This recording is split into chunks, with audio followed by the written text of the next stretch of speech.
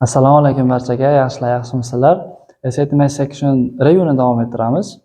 Hop, orqamda turgan misol shu obunachilarimizdan kelgan misol.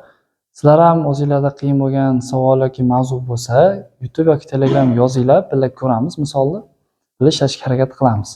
Demak, ketdik. Hop, ko'rib turganingizlardek, bu box plotga oid misol. Ko'pchilik qiynaladi, box plot tushunmaydi. Mana bu chiziq nima, mana bu rectangle nima, buni tushunmaydi. Kelar qisqacha tushunib, keyin misolga o'tib ketamiz. Hozir bu box plotligini bildik.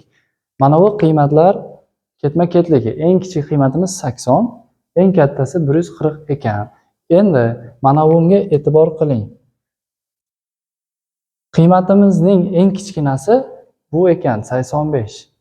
Va bizga berilgan qiymat eng kattasi bu yerda joylashgan ekan, taxminiy qiymati o'ziga ahamiyati yo'q.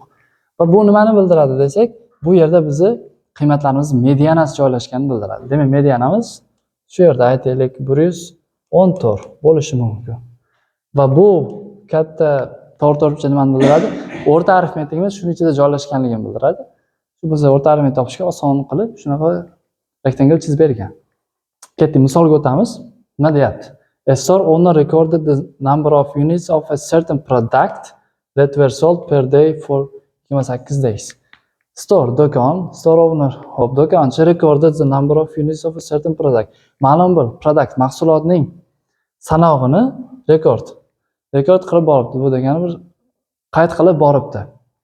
28 kun davomida. Endi nimani so'rayapti? E'tibor qilinglar. What is the minimum number of units? Minimum of these products sold per day for these 28 days. 28 kun davomida sotilgan mahsulotlarning minimum sanog'i necha edi? Minimum qiymati necha edi deyapti. Biz aytdik, qiymatlarimiz bundan bungacha bo'ladi. Ko'pchilik 80 da boradi, minimum deb turib yo'q. Qiymatlarimiz bu yerdan boshlanadi. Demak, bizda qiymatimizning boshi 85 ekan. Hop, bu yerda ABCD yo'q. Kattacha berilgan bo'ladi. 85 degan javobni yozib qo'yamiz.